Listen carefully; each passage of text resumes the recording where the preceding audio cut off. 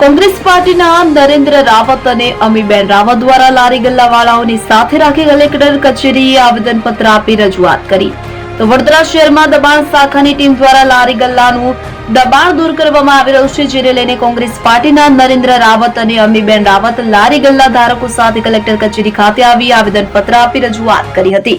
મોંઘવારી એક તરફ દિવસે ને દિવસે વધી રહી છે, એક તરફ લારી ગલ્લા ચલાવીને લારી ધારકો પોતાનું ગુજરાન ચલાવી રહ્યા છે, ત્યારે કોર્પોરેશન દ્વારા લારી ગલ્લાનું દબાણ કે જે દૂર કરી લારી ધારકોને બેરોજગાર થવું પડ્યું છે, કે જેને લઈ આજ રોજ કલેક્ટર કચેરી ખાતે આવેદનપત્ર આપી રજૂઆત કરવામાં આવી. તો કોંગ્રેસના અમીબેન રાવત અને નરેન્દ્ર રાવત લારી ધારકો સાથે કલેક્ટર કચેરી ખાતે આવી ધારકોએ હાથમાં બેનર પોસ્ટર લઈ સૂત્રોચ્ચાર કરી બેરોજગારી દૂર કરો તેવા સૂત્રોચ્ચાર કર્યા હતા. બીજી તરફ વડોદરા મહાનગરપાલિકા દ્વારા લારી ગલ્લાવાળા પાસે વહીવટી ચાર્જ લેવામાં આવે છે, છતાં લારી ગલ્લા ઉઠાવવામાં આવે છે. ત્યારે બીજી તરફ વડોદરા મહાનગરપાલિકા લારી ધારકોને 50,000 ની લોન ફાળવણી કરવામાં આવે છે, કે જેથી વડોદરા શહેર કોંગ્રેસ સમિતિ દ્વારા જિલ્લા કલેક્ટર અનિલ ધામલિયા આવેદનપત્ર આપી રજૂઆત કરવામાં આવી હતી.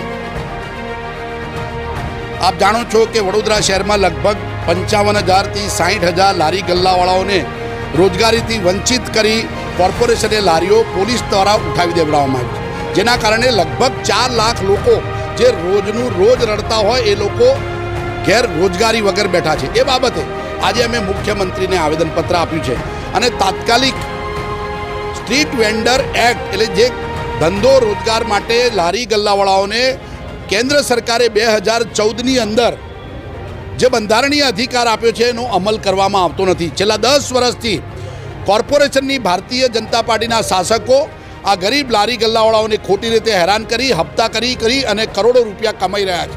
આ કાયદાનો અમલ કરવો જોઈએ અને ન થાય તો કોર્પોરેશનના સત્તાધીશો અને પોલીસ તંત્રને પણ સરકાર સજા કરી શકે છે, કારણ કે એમણે કાયદાનું ઉલ્લંઘન કર્યું છે.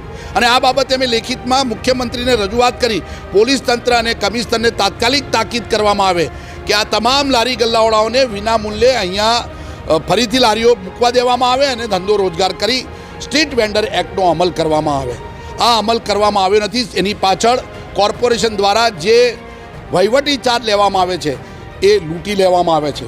કોર્પોરેશનના અધિકારીઓ, ભારતીય જનતા પાર્ટીના નેતાઓ અને પોલીસ દ્વારા આ હપ્તાઓ ઉઘરાવી પોતાના ઘરે કરી લગભગ 100 કરોડ રૂપિયા આ ગરીબ લારી ગલ્લાવાળાઓ પાસેથી ઉઘરાયેલા છે અને કોર્પોરેશનની અંદર ફક્ત 4 કરોડ રૂપિયા જમા કરવામાં આવે છે.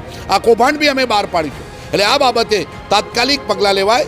ધંધો રોજગાર આપવા માટે આ લોકોનો અધિકાર છે અને એ સરકારે ધ્યાન રાખવું જોઈએ. એ બાબતે અમે રજૂઆત